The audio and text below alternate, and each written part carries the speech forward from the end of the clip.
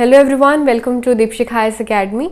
सो जो हमने polity series start की है उसी का ये लेक्चर 4 है। देखते हैं हमने पुराने लेक्चर्स में अभी तक क्या क्या कवर किया है। So in this we have covered historical background, we have covered making of the constitution. Historical background में हमने पढ़े थे बहुत सारे चार्टर एक्ट्स जो कि ब्रिटिश गवर्नमेंट ऑफ इंडिया ने बनाए थे, all right, and also some of the acts, for example the government of India act of 1919, the government of India act of 1935। ये सारे एक्ट्स जो हैं इंपॉर्टेंट हैं with respect to polity as well as history, so आप उनको भी पढ़ें। And then we started off with the making of the constitution. इसमें हमने जो पढ़ा कि जैसे कॉन्स्टिट्यूंट असेंबली का फ्रेमवर्क था, कैसे उसके मेंबर्स इलेक्ट हुए, कौन कौन उसके मेंबर्स थे, कौन सी उसकी कमिटीज़ थी, कैसे उसके जो चेयरमैन हैं वो इलेक्ट हुए। Fine, so we have studied all of that. Now we are moving forward to the salient features of the constitution. Alright, so इसमें क्या है? So अभी तक आपने क्या देखा? सबसे स्टार्टिंग में एक हिस्ट्री हमने पढ़ी हमारा कॉन्स्टिट्यूशन बनने की, कौन कौन से एक्ट्स थे जिन्होंने उसके ऊपर कुछ ना कुछ इम्प्रेशन छोड़ा, कुछ ना कुछ फ्रेमवर्क प्रोवाइड करा। फिर हमने देखा कि कॉन्स्टिट्यूंट असेंबली बनाई गई जिसने कि कॉन्स्टिट्यूशन बनाया, जैसे जिसको कि हमने अडॉप्ट किया, फिर उसको 26 जनवरी को उसकी कमेंसमेंट हुई। ऑल राइट, अब हम बात करने वाले हैं कि जो ये कॉन्स्टिट्यूशन बनके तैयार हुआ है इसके क्या फीचर्स हैं। ऑल राइट, सो देखिए, जब ये कॉन्स्टिट्यूशन बनके एक एंटायर डॉक्यूमेंट सामने आया तो बहुत सारे लोगों ने इसको एनालाइज किया, इसको स्टडी किया कि जो ये कंट्री है इंडिया, जो कि रिसेंटली इंडिपेंडेंट कंट्री बनी है, तो इसने अपना कॉन्स्टिट्यूशन कैसा फ्रेम किया है। So there were lot of constitutional experts, उन्होंने अपनी अलग अलग राय दी एंड बताया कि इंडिया का कॉन्स्टिट्यूशन कैसा है।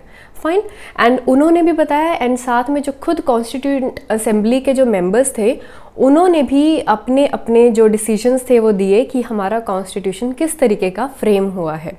ऑल राइट, सो अब हम पढ़ने वाले हैं यही फीचर्स ऑफ आवर कॉन्स्टिट्यूशन कि हमारा जो कॉन्स्टिट्यूशन है और कॉन्स्टिट्यूशन से कैसे अलग है, क्या उसके इम्पॉर्टेंट फीचर्स हैं जो कि हमें इस कॉन्स्टिट्यूशन को फॉलो करने के लिए एक तरीके से प्रेरित करते हैं। ठीक है, so let us understand all the features. Fine, so we'll start off with the first feature, that is the lengthiest written constitution. जो हमारा constitution है वो lengthiest है, it is a bulky constitution, all right, it is drawn from various sources. हमारा constitution जो है India को एक secular state बनाता है, it provides a federal system. So ये all these are the features of our constitution and these we will study one by one. All right, so हम start करते हैं with the lengthiest written constitution. Okay, the constitution of India, इसको बोला जाता है कि ये लेंथीएस्ट है, ये सबसे बल्कि रिटन कॉन्स्टिट्यूशन है। लेंथीएस्ट तो आपको समझ में आ रहा होगा कि काफ़ी इसमें प्रोविजंस है। फाइन, अब रिटन कॉन्स्टिट्यूशन क्या है? देखिए, दो तरीके के कॉन्स्टिट्यूशंस होते हैं। All right, so one is written and the other is unwritten constitution. जो रिटन कॉन्स्टिट्यूशंस होते हैं वो ऐसे कॉन्स्टिट्यूशंस होते हैं जिनकी प्रोविजंस को कोडिफाई किया जाता है। फाइन, कोडिफाई कैसे? कि उनके लिए एक स्पेशली एक कॉन्स्टिट्यूएंट असेंबली बिठाई जाती है, ठीक है, जो उनकी सारी प्रोविजंस को बनाती है।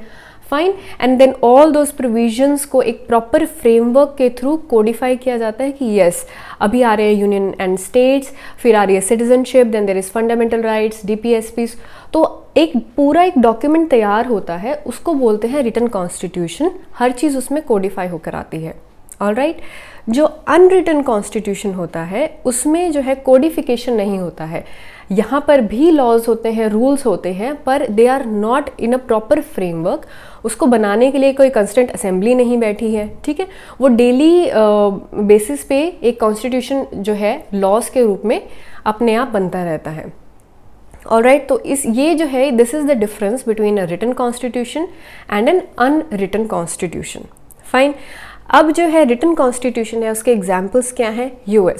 यूएस का जो है रिटन कॉन्स्टिट्यूशन है, एंड अगर हम अनरिटन कॉन्स्टिट्यूशन की बात करें देन इट इज़ ब्रिटेन का जो है वो अनरिटन है। सो अगर हम रिटन कॉन्स्टिट्यूशंस में देखें तो इंडिया का जो है सबसे लेंथीएस्ट है, बल्कि है। ऑल राइट, अब हम समझते हैं कि वाई इट इज़ बल्कि, तो इतना बड़ा कॉन्स्टिट्यूशन हमारा क्यों है। So let us understand. So the first reason is geographical factors, ठीक है। सो ज्योग्राफिकल फैक्टर्स मीन्स हमारा कंट्री वैसे तो बहुत वास्ट है, ठीक है, it's a vast country, but इसके साथ साथ it is a very diverse country as well, ठीक है। सो बहुत डाइवर्स भी है, we have different languages, we have different religions. हम अगर एक स्टेट से दूसरी स्टेट में भी जाते हैं तब भी बहुत सारी चीज़ें जो है चेंज हो जाती हैं। सो इस वास्टनेस को पूरा कंपाइल करने के लिए एक डॉक्यूमेंट में वो बनाना जो था एक बहुत बड़ा टास्क भी था, एंड उसको करना भी बहुत बड़ा टास्क था, फाइन। सो इसको हम सब लेकर आए हैं इन फैक्टर्स को कंसीडर करके, इस वजह से भी है हमारे कॉन्स्टिट्यूशन का बड़ा साइज है, क्योंकि सभी प्रोविजंस को वो ऐड करता है। देन हिस्टोरिकल फैक्टर्स में we have talked about this कि जो 1935 एक्ट है गवर्नमेंट ऑफ इंडिया का, उस पे हमारा जो कॉन्स्टिट्यूशन है बेस्ड है, all right.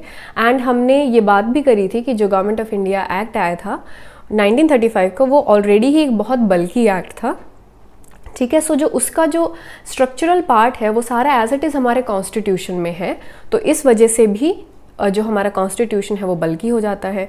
And also there were other historical factors, जैसे कि जो हमारे उस टाइम पर फ्रीडम फाइटर्स थे, ठीक है, जो कॉन्स्टिट्यूंट असेंबली का भी पार्ट बने, उनके भी काफ़ी ऐसे दे हैड द एक्सपीरियंसेस कि इस तरीके का हमने अपने कॉन्स्टिट्यूशन में सब कुछ रखना है, ठीक। तो इन सब को मिलाकर जो है हमारा कॉन्स्टिट्यूशन बड़ा बना। Next, single constitution for both centre as well as states. So हम एक सिंगल कॉन्स्टिट्यूशन प्रोवाइड करते हैं। सो ऐसा नहीं है कि अगर कोई स्टेट है तो उसका अपना कॉन्स्टिट्यूशन है, जो सेंटर है, जो इंडिया है, उसका अपना कॉन्स्टिट्यूशन, ऐसा नहीं है। क्योंकि अगर हम देखें यूएस में जो स्टेट्स हैं उनका अपना डिफरेंट कॉन्स्टिट्यूशन होता है, एंड सेंटर का जो है अमेरिका का डिफरेंट है, ऑलराइट। ऐसा कुछ नहीं है इंडिया के साथ में। सो जो भी प्रोविजंस सेंटर के लिए हैं वही प्रोविजन स्टेट्स के लिए भी हैं, एंड वो सब एक ही डॉक्यूमेंट में कंपाइल्ड है। इस वजह से भी जो है साइज इंक्रीज हो गया है। फॉर एग्जाम्पल, अगर हम बात करते हैं इलेक्शन ऑफ द प्रेसिडेंट, हम बात करते हैं election of the prime minister, so states में भी होता है election of the governor, election of the chief minister. तो ये सारी जो चीज़ें हैं एक ही डॉक्यूमेंट में आ रही हैं, दैट इज़ वाई ऑल्सो हम बोल सकते हैं कि बल्कि है। Then dominance of legal luminaries in the constituent assembly, ये भी एक फैक्टर है, because most of the people who were part of the constituent assembly they were law members, ठीक है। So they were lawyers by profession. So इस वजह से भी है जो डॉक्यूमेंट है बहुत डिटेल्ड है, उसकी जो प्रोविजंस हैं इस तरीके से बनाई गई, इस तरीके से लिखी गई हैं कि वो बहुत ही ज़्यादा इन डेप्थ में है। एंड ऑल्सो जो वर्डिंग्स यूज़ करी गई हैं वो भी थोड़ी इसी तरीके की हैं, जो हम कह सकते हैं कि कोर्ट लैंग्वेज है। सो इस तरीके की चीज़ें होने की वजह से भी जो है there is the reason for the bulkiness of this constitution, all right। so ये first feature जो हमने constitution देखा, so जो first impression रहा वो यही था कि इतना बड़ा document, ठीक है। so we have the reasons for that, all right। okay, next is drawn from various sources। सो इससे हम क्या समझते हैं कि हमारा कॉन्स्टिट्यूशन जो है बहुत बाद में बना है। अगर हम if you compare it with US, so US का कॉन्स्टिट्यूशन जो है 1788-87 में बन के तैयार हो गया है, हमारा बहुत लेटर पीरियड पे बना है। तो उसको जब हम बना रहे थे तो हमने जो है ऑल दी अदर कॉन्स्टिट्यूशंस जो बन चुके थे उनके जो बेस्ट चीज़ें थी, ठीक है, जो हमें अपने कॉन्स्टिट्यूशन में चाहिए थी, जो होनी चाहिए थी, वो हमने अपने में भी इंक्लूड करी, ठीक है। So we have drawn all the best things from all these constitutions. So इस तरीके से क्या हुआ, जो अच्छा कॉन्स्टिट्यूशन हम बनाना चाहते थे वो हमने बनाया, ठीक है। So we can say that the constitution has major 3 parts, ठीक है। एक स्ट्रक्चरल पार्ट है, एक फिलोसॉफिकल पार्ट है, एक पॉलिटिकल पार्ट है, ठीक है। जो स्ट्रक्चरल पार्ट है it is mainly based on the government of India act of 1935, all right. So जो स्ट्रक्चर प्रोवाइड किया था किसने किया था, एक्ट ऑफ 1935 ने। Then will talk about the philosophical part. So जो फिलोसॉफिकल पार्ट है, जैसे कि हमें फंडामेंटल राइट्स रखने हैं या फिर डायरेक्टिव प्रिंसिपल्स रखने हैं। सो फंडामेंटल राइट्स जो है हमारा आ रहा है अमेरिकन कॉन्स्टिट्यूशन से, DPSPs आ रहे हैं हमारे आयरिश कॉन्स्टिट्यूशन से। देन अगर हम बात करें फंडामेंटल ड्यूटीज़, वो हमने लिया है रशियन कॉन्स्टिट्यूशन से। Then provisions of suspension of fundamental rights during the emergency, ये आता है जर्मन कॉन्स्टिट्यूशन से। तो ये सब जो चीज़ें हैं, ये सब जो प्रोविज़न है, ये हमने डिफरेंट कॉन्स्टिट्यूशन से उठाया है। For example south African constitution से हमें आता है अमेंडमेंट कैसे करनी है कॉन्स्टिट्यूशन की। So all these things have been brought into the constitution of India. So ये जो चीज़ें हैं ये भी हमें दिखाती हैं that how the constitution has been framed. So ये सब फीचर्स, सो जो डिफरेंट कॉन्स्टिट्यूशन के अच्छे फीचर्स हैं वो हमें अपने कॉन्स्टिट्यूशन में देखने को मिले। Right, then is the political part. जो पॉलिटिकल पार्ट है ये भी एक फीचर है हमारे कॉन्स्टिट्यूशन का।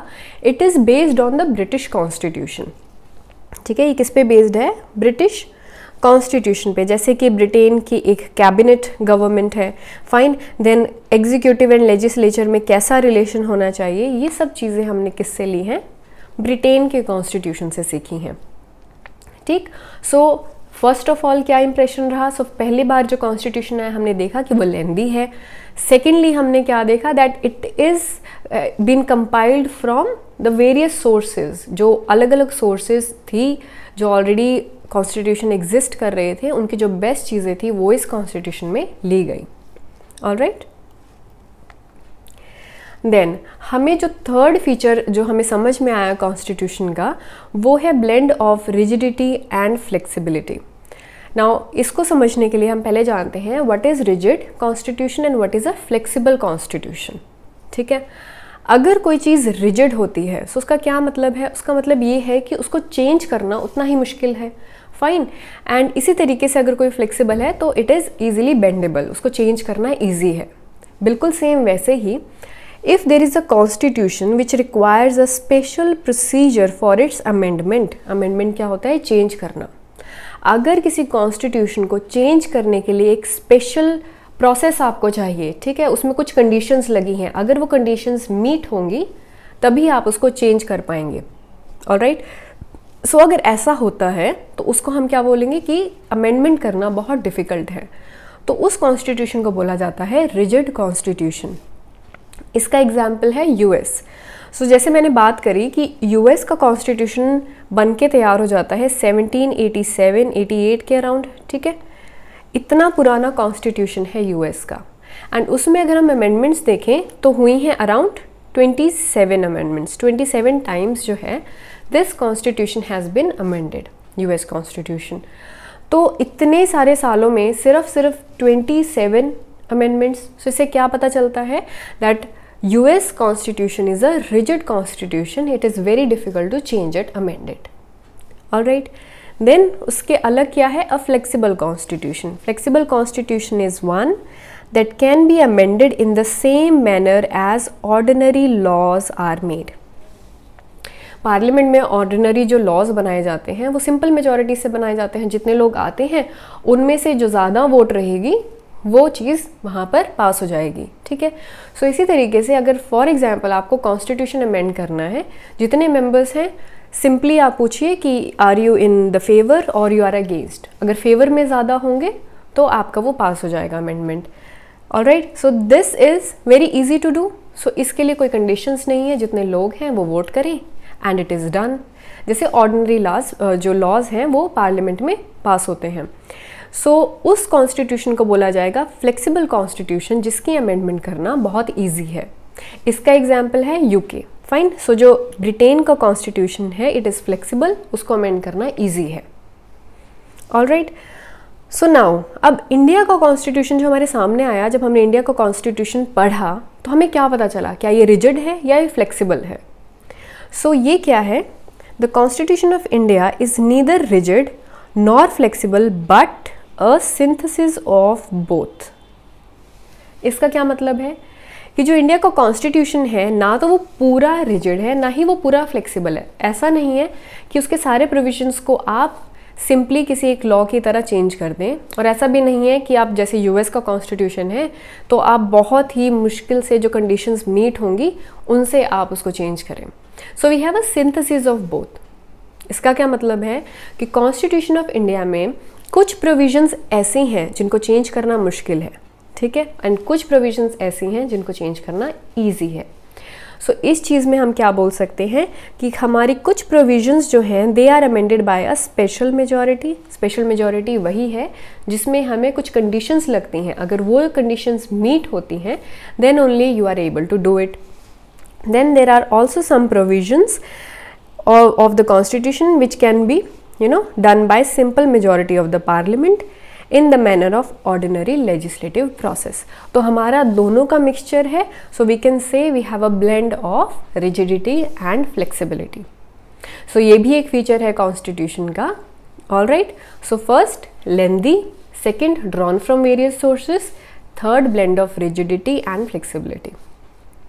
All right, now next, so fourth feature है federal system with a unitary बायस. ठीक है, सब जो हम कभी भी किसी कॉन्स्टिट्यूशन को पढ़ते हैं हम देखते हैं whether this constitution is a federal और whether it is a unitary constitution. So इसी तरीके से जब इंडियन कॉन्स्टिट्यूशन को पढ़ा गया तो जो कॉन्स्टिट्यूशनल एक्सपर्ट्स थे उन्होंने देखा कि क्या इसमें फेडरल फीचर्स हैं या फिर इसमें यूनिटरी फीचर्स हैं. ठीक है, सो उससे पहले आपको पता होना चाहिए कि जो फेडरल फीचर्स हैं वो होते कैसे हैं. ऑलराइट, सो समझते हैं. सो फेडरल फीचर्स क्या होते हैं, जिनके पास क्या होता है, टू गवर्नमेंट सिस्टम. ठीक है, so there are two governments मतलब कि one government is at the centre and the other is at the state. So you have two governments and इन दो गवर्नमेंट्स में क्या होता है, there is sharing of power.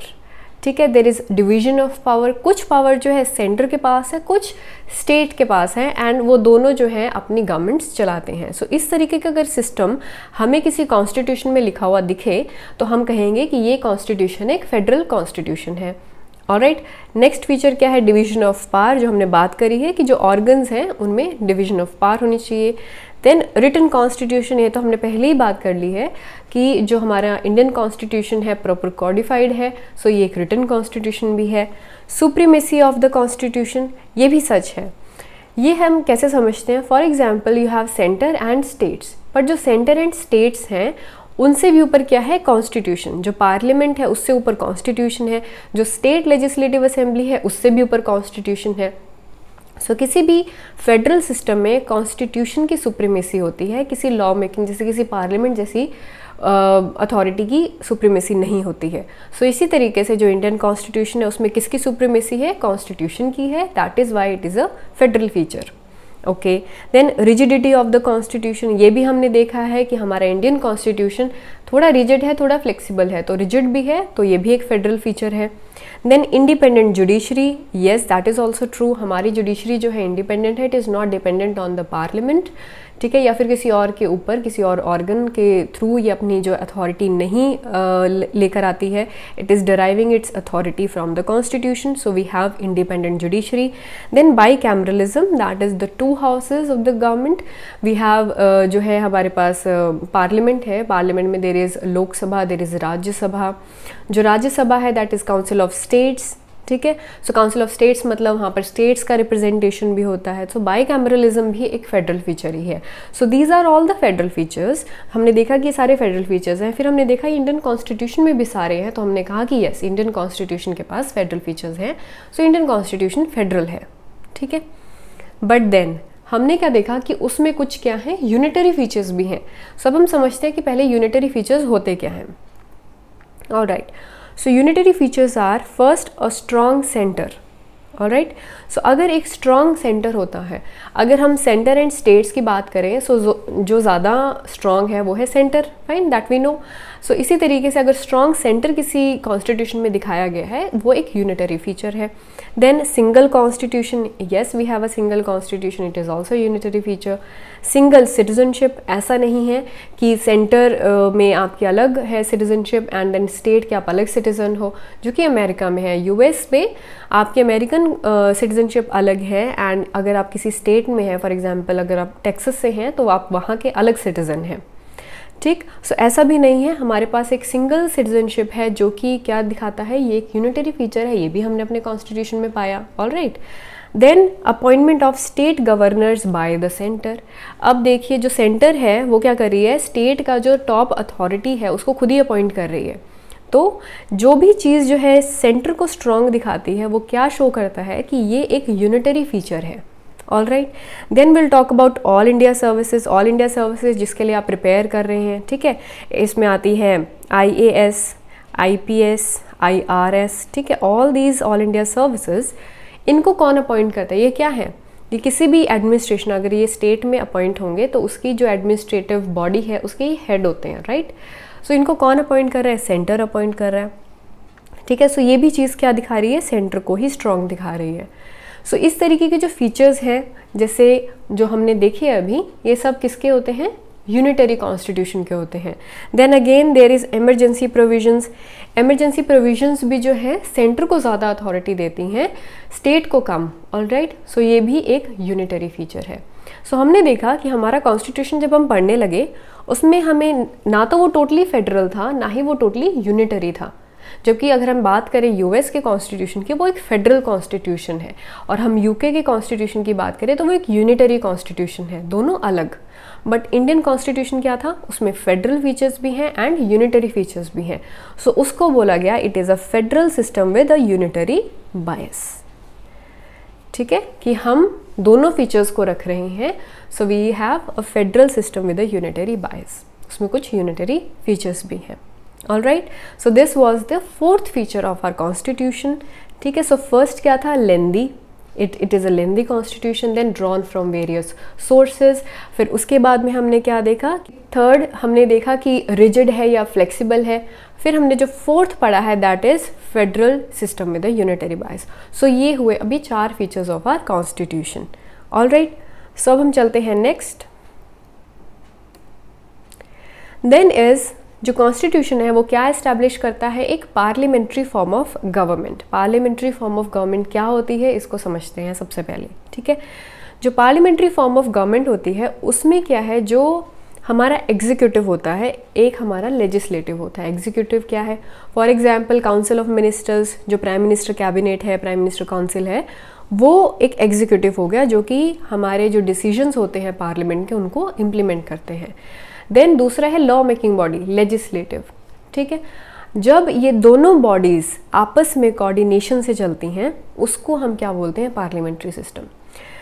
Now will talk about that the constitution opted for a parliamentary system, ठीक। Parliamentary system is based on the principle of cooperation and coordination between the legislative and the executive organs, ठीक है। So executive organ है and एक legislative organ है, इन दोनों का आपस में कोऑर्डिनेशन से जो चलता है उसको हम बोलते हैं पार्लियामेंट्री फॉर्म ऑफ गवर्नमेंट, ठीक है। ये जो है ये हमने कहाँ से लिया है? ब्रिटिश कॉन्स्टिट्यूशन से लिया है। ये ब्रिटिश पार्लियामेंट जैसे बनी है उस तरीके से हमने अपनी पार्लियामेंट बनाई है।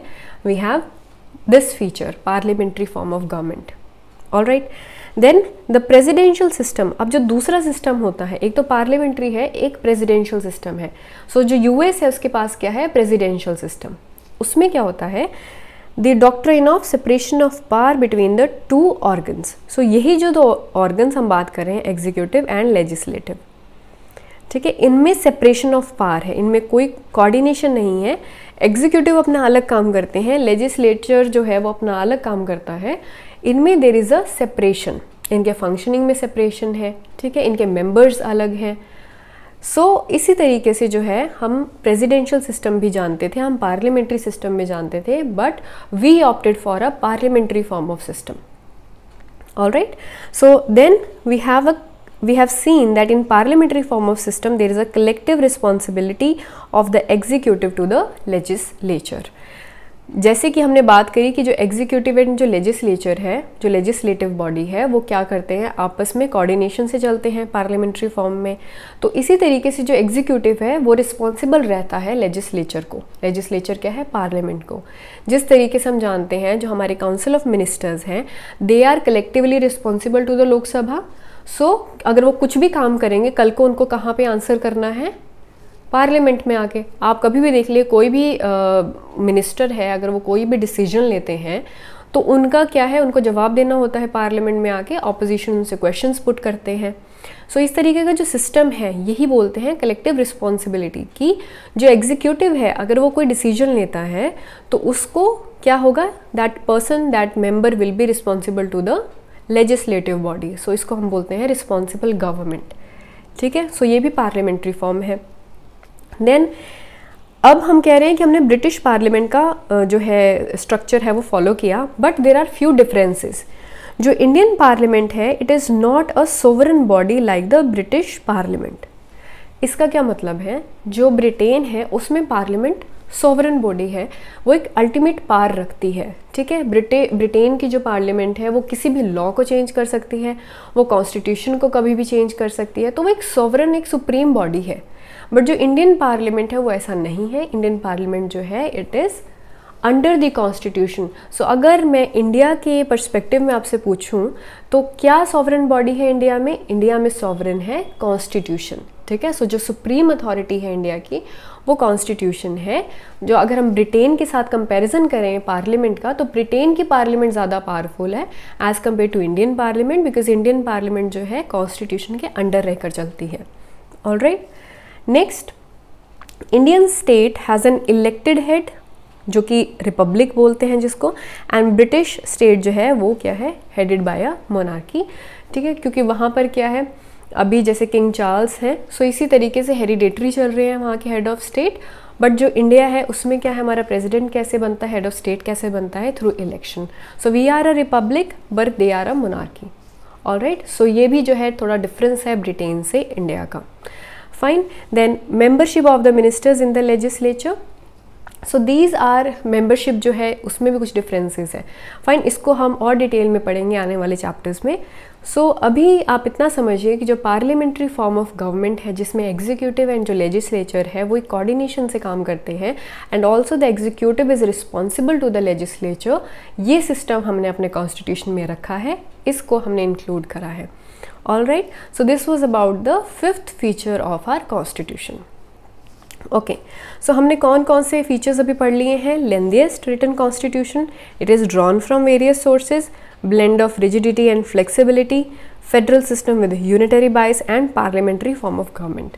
अब जो आगे वाली चीज़ें हैं जैसे secular state, single citizenship, fundamental rights, DPSPs, fundamental duties, independent judiciary, universal adult franchise, emergency provisions, other independent bodies, ये सब भी जो है कॉन्स्टिट्यूशन के फीचर्स हैं, पर इनको हम डिटेल में पढ़ेंगे। हम फंडामेंटल राइट्स को भी डिटेल में पढ़ेंगे। जो सेकुलर स्टेट है ये प्रियम्बल में हम बताएंगे क्या होती है सेकुलर स्टेट। हम सिंगल सिटीजनशिप, जो सिटीजनशिप का चैप्टर आएगा उसमें पढ़ेंगे। So we will cover all these features now in detail, ठीक है, जो रिमेनिंग फीचर्स हैं। Alright, so this was all about the features of the constitution and इसको हम बाद में continue करेंगे। Alright, so keep learning and thanks for watching.